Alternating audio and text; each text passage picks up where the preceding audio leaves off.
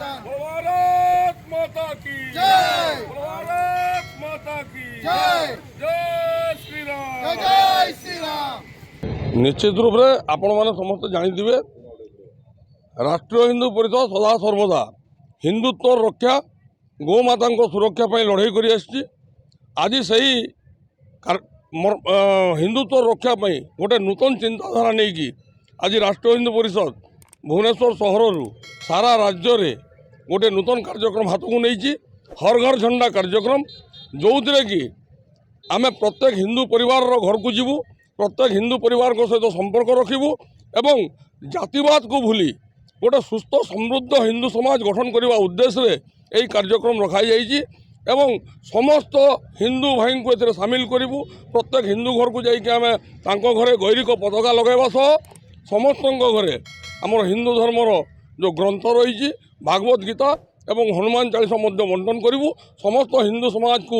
सचेतन करने सहित एकत्रित करी गोटे सुस्थ हिंदू समाज गठन करने उद्देश्य आज हर घर झंडा कार्यक्रम आरंभ कराई जहाँकि प्रत्येक रविवार दिन भुवनेश्वर सहर भिन्न भिन्न स्थान में कार्यक्रम को करा तत्सहित आसंता रविवार ठारू राज्यर प्रत्येक जिले में यही कार्यक्रम हाथ को नि सारा ओडिशा रे प्रत्येक हिंदू परिवार घरे गैरिक झंडा लगे एवं हर घर झंडा कार्यक्रम से कार्यक्रम ना को दि जाइए एवं आगामी दिन आम निश्चित रूप से चिंता करूँ आम हिंदू समाज को एकत्रित करिबारे किसी मात्रा सफल हो हिंदू एकता जेपर्यंत जातिवाद को भूलिकी आम एकाठी न हो पारे हिंदू एकत्रित हो पारे। राष्ट्रीय हिंदू परिषद तरफ ये जो महान कार्यक्रम आरंभ कर आम जातिवाद को पछरे पकई समस्त हिंदू समाज को एकाठी करवा एवं गोटे समृद्ध राष्ट्र गठन करने अंगीकारबद्ध एवं तार आज यात्रा आज आरंभ है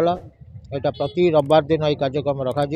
खाली भुवनेश्वर नुहे सारा ओडिशा रे प्रत्येक जिले में प्रत्येक ब्लॉक के सदर महकुमार चारिआडे आम हिंदू मान को जोड़ार कार्यक्रम